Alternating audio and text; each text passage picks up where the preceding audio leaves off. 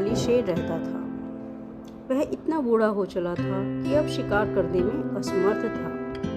एक दिन एक चालाक लोमड़ी ने उसके पास आकर एक प्रस्ताव रखा। महाराज, आपके लिए मैं भोजन का प्रबंध कर सकती हूँ, लेकिन बदले में आपको मुझे अपना मंत्री बनाना होगा। शेर ने प्रस्ताव स्वीकार कर लिया।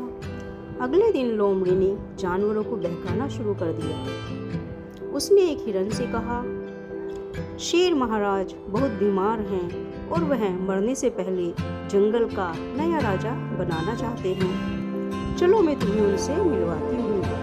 हिरन लोमड़ी के साथ शेर की गुफा में गया, जहाँ पर भूखा शेर छुपा बैठा था। शेर ने हिरन पर झपट्टा मारा, लेकिन चालाक हिरन तेजी से भाग निकला। शेर और लोमड़ी दोनों खाली हाथ रह गए।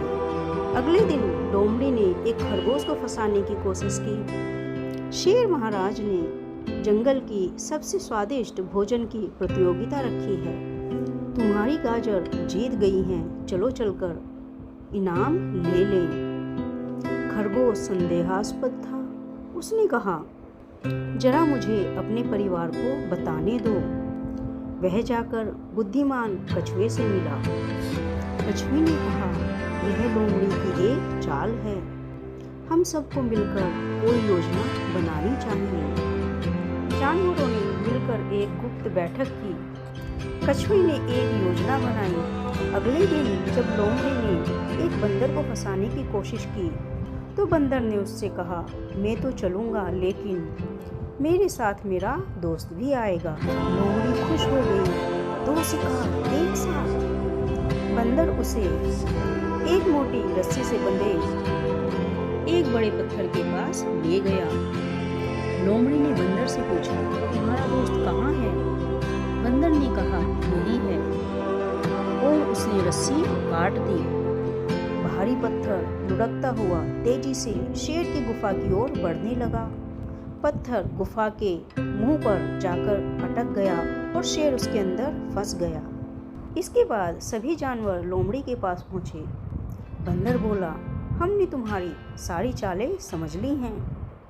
अब तुम्हें इस जंगल से निकलना होगा। लोमड़ी शर्मिंदा होकर उस जंगल से निकल गई। सभी जानवरों ने मिलकर शेर की गुफा का रास्ता साफ किया और पत्थर को हटाया, किंतु उसे चेतावनी दी कि वह अब किसी भी जानवर को नुकसान नहीं पहुंचाएगा। शेर ने उन सभी से वादा किया कि अब वह शाकाहारी बन जाएगा और किसी भी जानवर को नुकसान नहीं पहुंचाएगा। उस दिन से जंगल में शांति छा गई। सभी जानवरों ने समझ लिया था कि एकजुटता और बुद्धिमानी से बड़ा संकट टाला जा सकता है। इसके बाद सभी जानवर एक दूसरे के साथ खुशी खुशी रहने लगे।